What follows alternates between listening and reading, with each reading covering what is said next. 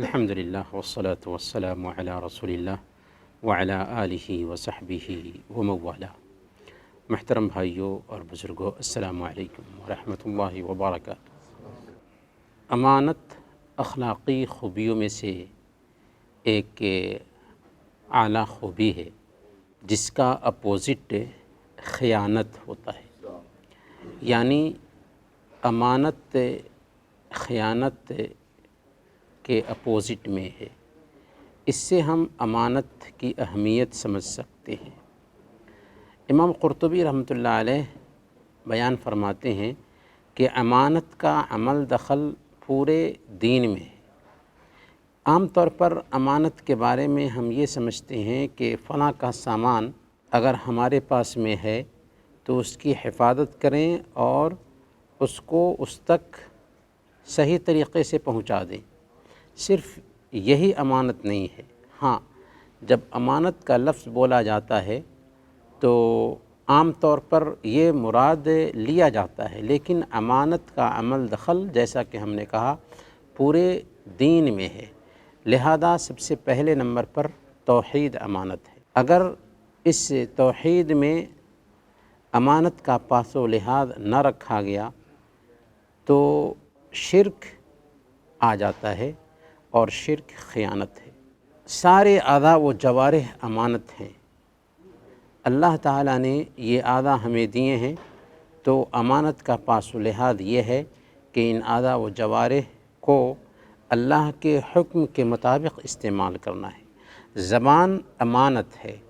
اگر اس زبان سے جھوٹی باتیں ہوئیں، غیبت ہوئی، چغلی ہوئی، گندی باتیں ہوئیں تو یہ زبان کی خیانت ہوگی۔ آنکھ امانت ہے۔ اگر اس آنکھ سے غلط مناظر دیکھے گئے تو یہ آنکھ کی خیانت ہوگی۔ کان امانت ہے۔ اس کان سے اگر ہم نے کوئی غلط چیزیں سنی تو یہ کان کے ساتھ خیانت ہوگی۔ ہاتھ امانت ہے۔ اگر ہم نے ہاتھ سے کوئی غلط چیزیں اٹھائیں، غلط چیزیں پکڑیں تو یہ ہاتھ کے ساتھ خیانت ہوگی۔ پیر امانت ہے۔ اگر اس پیر کے ذریعہ ہم کسی غلط جگہ پر گئے تو پیر کے ساتھ خیانت ہوگی۔ تو گویا کہ پورے اعضاء و جوارح بھی امانت ہیں۔ اسی طریقے سے ڈیوٹی بھی امانت ہے۔ ہم 8 گھنٹے ڈیوٹی کرتے ہیں، یہ امانت کے طور پر ہم برتتے ہیں۔ اگر اس ڈیوٹی کے بیچ ہم نے اپنا کوئی ذاتی کام کیا تو یہ امانت میں خیانت ہے، اور ڈیوٹی بھی بہتر طریقے سے انجام دینا امانت ہے۔ اگر ڈیوٹی میں ہم کٹوتی کرتے ہیں تو یہ خیانت ہے۔ اللہ کے نبی صلی اللہ علیہ وسلم بیان فرماتے ہیں، ان اللہ یحب اذا عمل احدکم عملا ان یتقنہ۔ اللہ تعالیٰ اس بات کو پسند کرتا ہے کہ تم میں سے ایک آدمی کوئی کام کرے تو اس کو پختہ طریقے سے انجام دے۔ یہاں تک کہ اولاد بھی امانت ہے۔ اگر اولاد کی تربیت میں ہم کوتاہی کرتے ہیں تو اولاد کے ساتھ ہم خیانت کرتے ہیں۔ اسی لیے اللہ تعالیٰ فرماتا ہے، یا ایھا الذین آمنوا قوا انفسکم واہلیکم نارا، اے ایمان والو اپنے آپ کو اور اپنے گھر والے کو جہنم کی آگ سے بچاؤ۔ گویا کہ اپنے آپ کو اور اپنے گھر والوں کو جہنم کی آگ سے بچانا یہ ہماری ذمہ داری ہے۔ اگر یہ نہیں کرتے ہیں، یعنی اولاد کی تربیت پر خاص دھیان نہیں دیتے ہیں تو ہم امانت میں خیانت کرتے ہیں۔ لیکن ان امانتوں میں سب سے زیادہ جو عمل دخل ہے وہ اس چیز کا ہے کہ جو ہمارے پاس کسی دوسرے کی چیز ہے، اگر ہم اس کی حفاظت نہیں کرتے ہیں تو یہ امانت میں خیانت کرتے ہیں۔ یہاں تک کہ ہم نے کسی سے لین دین کیا اور وقت پر اس کی ادائیگی نہیں کی تو یہ بھی امانت میں خیانت ہے۔ یہ امانت اس قدر اہمیت رکھنے والی ہے کہ اللہ کے نبی صلی اللہ علیہ وسلم صحیح بخاری اور صحیح مسلم کی روایت کے مطابق بیان فرماتے ہیں کہ آیۃ المنافق ثلاث، کہ منافق کی 3 پہچان ہے۔ اذا حدث کذب، جب بات کرے تو جھوٹ بولے، وَإِذَا وعد اخلف، جب وعدہ کرے تو وعدہ خلافی کرے، وَإِذَا اؤْتُمِنَ خان، اور جب اس کے پاس امانت رکھی جائے تو وہ خیانت کر جائے۔ گویا کہ امانت میں خیانت کرنا دراصل یہ صفت ہے منافقین کی۔ ایک ہے نفاق، جس کو ہم عقیدے کا نفاق کہتے ہیں، جس کی وجہ سے ایک انسان اسلام سے نکل جاتا ہے، بلکہ اسلام میں وہ ہوتا ہی نہیں، کیونکہ وہ تو کفر سے بھی بڑھ کر ہے نفاق، اگر کسی کے اندر عقیدے کا نفاق ہو تو۔ اسی لیے اللہ فرماتا ہے ان المنافقین فی الدرک الاسفل من النار، کہ منافقین جہنم کے سب سے نیچے والے حصے میں ہوں گے۔ لیکن نفاق کی ایک دوسری شکل ہوتی ہے جس کو ہم کہتے ہیں عمل کا نفاق۔ یہ عمل کا نفاق ایک مسلمان کے اندر بھی پایا جا سکتا ہے، اور اس کی وجہ سے وہ اسلام سے خارج نہیں ہوتا، لیکن یہ ہے بہت ہی گندی عادت کہ نفاق کی ایک علامت پائی جا رہی ہے ایک مسلمان کے اندر۔ اس حدیث میں بھی اللہ کے نبی صلی اللہ علیہ وسلم نے یہ عمل کا جو نفاق ہے، وعدہ خلافی، بات میں جھوٹ بولنا، اور امانت رکھی جائے تو امانت میں خیانت کر جانا، یہ عمل کا نفاق ہے جس کی وجہ سے ایک انسان اسلام سے خارج نہیں ہوتا، لیکن ہے یہ بہت بری خصلت ایک مسلمان کے اندر۔ اللہ کے نبی صلی اللہ علیہ وسلم نے امانت کے ضائع ہونے کے بارے میں بھی ایک حدیث میں بتا دیا ہے۔ چنانچہ حضرت حذیفہ رضی اللہ تعالی عنہ نے ایک دن بیان کیا تھا کہ اللہ کے نبی صلی اللہ علیہ وسلم نے مجھے 2 باتیں بتائیں جنہیں میں یاد کیے ہوا ہوں۔ سب سے پہلی بات یہ ہے کہ آپ نے فرمایا کہ امانت ایک انسان کے دل کی گہرائی کے اندر اتری، چنانچہ قرآن اترا اس کے بعد، اور سنت کے مطابق امانت تازہ ہوئی۔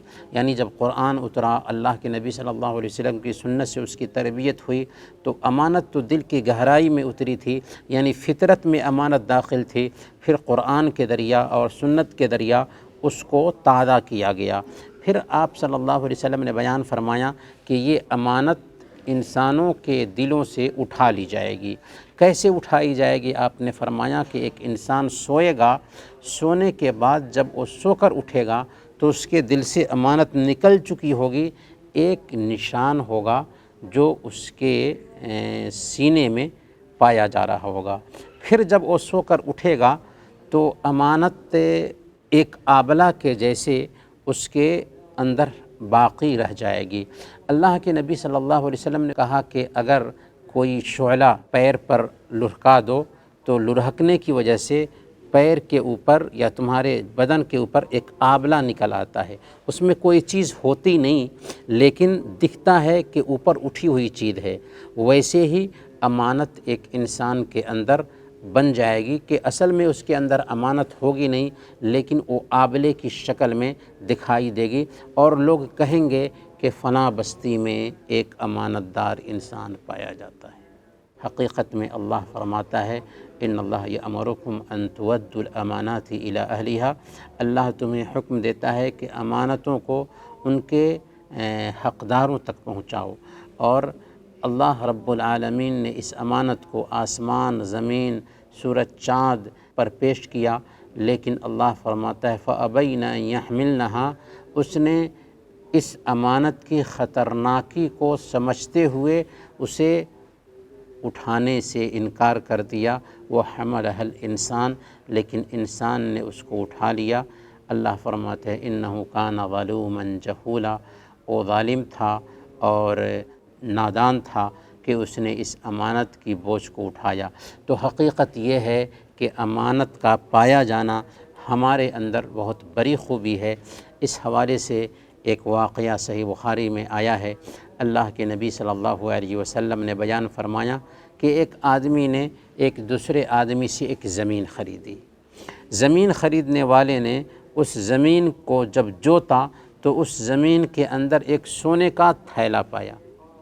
زمین خریدنے والا زمین بیچنے والے کے پاس گیا اور کہا کہ دیکھیں میں نے آپ سے زمین خریدی، اس زمین میں ایک سونے کا تھیلا پایا گیا ہے، اس لیے یہ تھیلا آپ رکھیے، زمین میں نے خریدی ہے، تھیلا کا تو دام نہیں ہوا تھا۔ زمین بیچنے والے نے کہا کہ نہیں، ہم نے جب زمین بیچ دی ہے تو اس میں سے اگر کچھ نکلتا ہے تو جب زمین آپ کی ہے تو اس میں سے نکلنے والی چیز بھی آپ ہی کی ہوگی، میں یہ تھیلا نہیں لے سکتا۔ ایک تیسرے آدمی کے پاس دونوں گئے فیصلہ کرانے کے لیے کہ ہم کیا کریں، تو تیسرے آدمی نے کہا کہ کیا تیرے پاس بیٹا ہے؟ دوسرے سے کہا کیا تیرے پاس بیٹی ہے؟